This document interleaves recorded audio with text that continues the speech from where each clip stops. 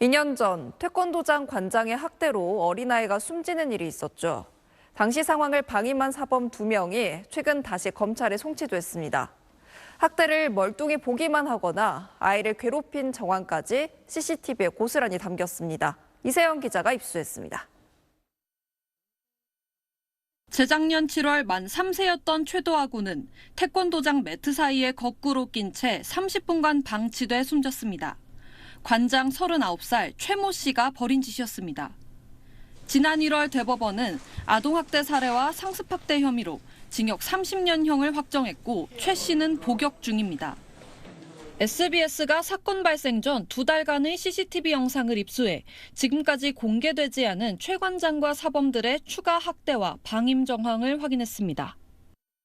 관장이 최근에 팔다리를 줄로 묶은 채 공중에서 여러 차례 회전시키고 기절하듯 축 늘어졌는데도 이를 멀뚱멀뚱 쳐다만 보는 A씨부터 관장이 팔을 크게 휘둘러 아이의 머리를 때리고 아이가 우는데도 나라차기 자세를 취하는 동안 옆에서 얼굴을 가리고 크게 웃기만 하는 B씨와 C씨까지 모두 법에서 정한 아동학대 신고 의무가 있는 사범들이었습니다.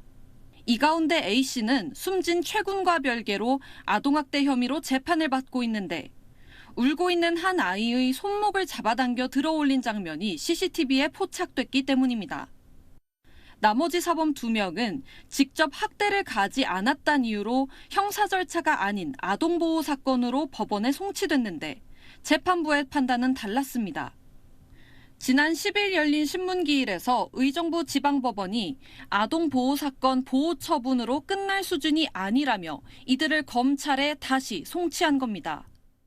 사범 B씨의 경우 사망사건 발생 이틀 전, 그날도 매트 속에 끼어있는 최 군을 강하게 흔드는 모습이 CCTV에 포착되기도 했는데 B 사범은 법원에서 본인을 태권도 지도자로 소개했고 재판장이 아직도 아이들에게 태권도를 가르치냐고 반문하자 그렇다고 답했습니다. 아이들이 짐승만도 못한 취급을 당할 때 옆에서 웃고 있었다. 와가지고 얘기를 했으면은 애들은 죽거나 다치는 일이 없었을 거 아니냐고. 사건 발생 2년 만에 사범 B씨와 C씨는 관장의 학대를 모른 채 한 혐의에 대해 다시 검찰의 판단을 받게 됐고 본인 역시 아동학대 혐의를 받는 사범 A씨의 다음 공판은 오늘 열립니다. SBS 이세연입니다.